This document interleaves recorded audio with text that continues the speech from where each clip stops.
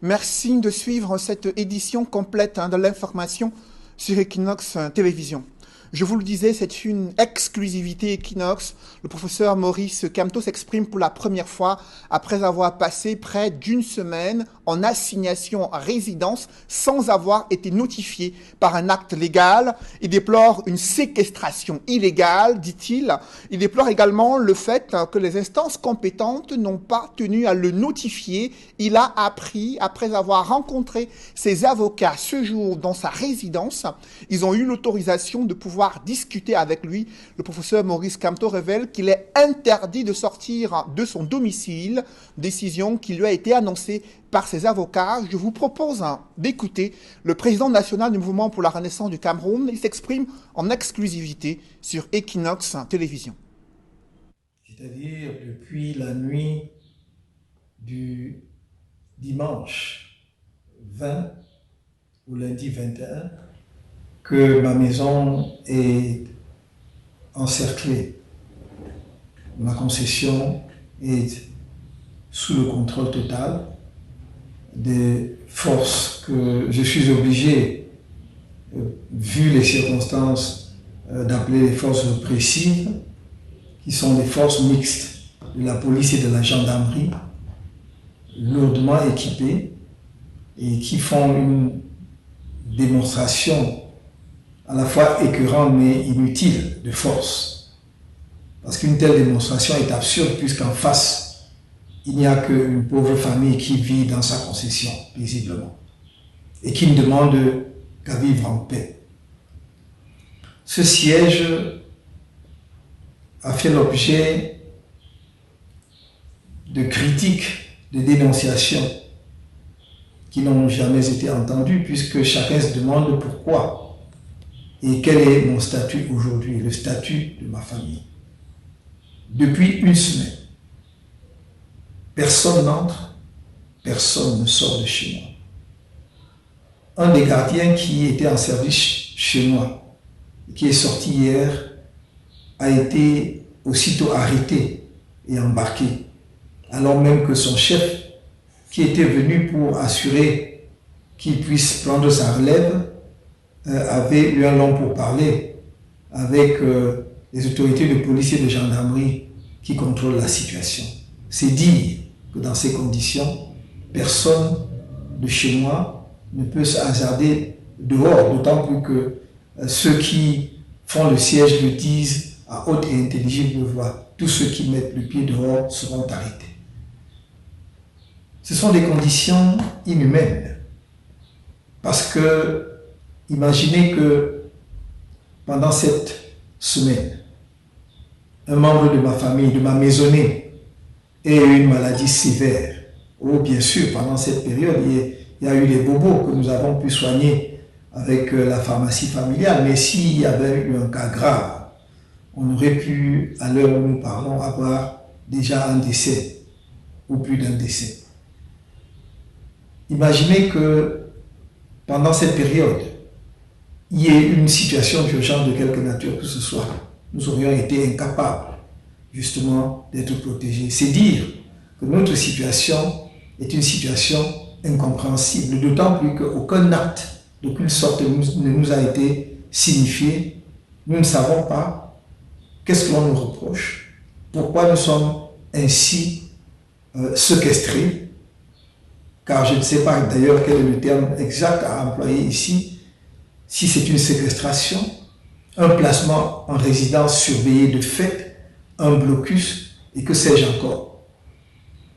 Il me semble qu'il est temps que chacun puisse prendre ses responsabilités.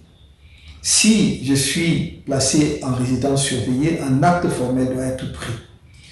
Aujourd'hui, j'ai reçu, avec, semble-t-il, la permission ou l'autorisation du délégué général à la Sûreté nationale, un certain nombre du collectif d'avocats sauf Sylvain qui assure l'assistance des personnes interpellées avant, pendant et après les marches du 22 septembre. Et ces avocats m'ont dit, enfin ceux qui ont été reçus par le délégué général à la Sûreté nationale en compagnie du secrétaire d'État à la gendarmerie m'ont dit que le message qu'ils étaient implicitement chargés de me transmettre, c'était que je suis interdit de sortie, donc je ne peux pas sortir de chez moi. Donc c'est une décision prise par les autorités, mais qui n'a pas été mise par écrit. Je ne sais d'ailleurs pas pourquoi ils n'assument pas pleinement la responsabilité de leurs actes jusqu'au bout. On nous dit que ces avocats peuvent venir me rendre visite à condition de le signaler aux dites autorités. Mais tout ça, c'est verbal, c'est pas écrit, ce qui veut dire que ça dépendra du bon vouloir de ces autorités. On ne désigne d'ailleurs pas l'autorité qui sera leur interlocuteur dans cette affaire. Ce qui veut dire qu'une autorité peut être contactée, elle peut donner son accord et le lendemain, une autre refuse son accord. On dit qu'il serait possible désormais que peut-être quelqu'un puisse sortir de chez moi. Sauf moi, bien sûr. Dans mon cas, on a dit c'est exclu. Mais qu'est-ce qui garantit que la personne pourra sortir sans être arrêtée aussitôt, puisque l'agent de sécurité qui travaille chez moi est sorti hier et a été arrêté? Que ce soit, que l'on donne à ceux qui peuvent sortir et entrer chez moi un sauf-conduit, un laissez-passer, quelque chose qu'ils pourront à tout moment pour présenter aux forces répressives qui entourent ma concession pour passer sans difficulté. On a rarement vu une telle démonstration de force, inutile, dis-je, parce qu'on a vu des engins qui ressemblaient à un tank, engin blindé avec un canon tourné et pointé vers ma concession. On a vu des voitures avec des gyrophares, des petites voitures de transport de troupes blindées, des pick-up de gendarmerie et de police, des limousines sans doute pour les autorités hiérarchiques de ces corps, notamment les commissaires et les officiers supérieurs de gendarmerie qui coordonnent ces opérations. Tout cela parce qu'on prétend que je suis porteur d'un projet d'insurrection pour renverser les institutions. Alors que chacun sait que je suis, parmi les dirigeants politiques de la scène camerounaise, celui qui a toujours proclamé son option permanente pour le changement dans la paix et par les urnes. Nous l'avons dit depuis 2012 et nous n'avons jamais changé de fusil d'épaule.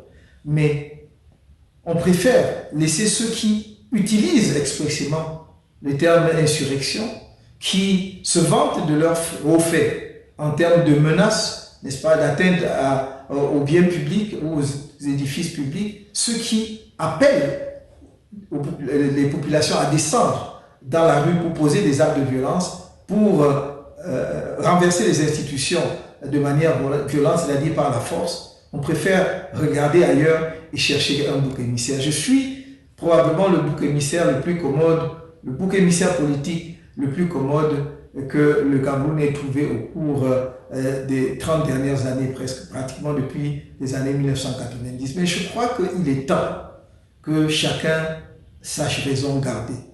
Je suis un citoyen pétri de paix, qui aime son pays, qui l'a prouvé à diverses occasions. Et ceux qui, aujourd'hui, nos frères et sœurs qui disent diriger le pays pour notre compte, à nous tous le savent. Et donc, personne ne leur fera plaisir en renonçant à ses convictions. Nous avons des convictions, nous avons le droit d'ambitionner de diriger les affaires de notre pays. Les lois nationales et internationales le permettent, mais nous avons toujours dit, ce sont les Camerounais qui décideront. Et c'est pour cela que nous disons que l'on crée les conditions pour qu'il y ait une vraie compétition politique dans notre pays, et nous respecterons, j'en fais le serment et je l'ai toujours fait, nous respecterons le choix des Camerounais. Même s'ils veulent reconduire le président de fait actuel pour l'éternité, nous respecterons parce que ce sera le choix des Camerounais à condition que cela se fasse par un scrutin transparent, libre et respectant les normes de la démocratie.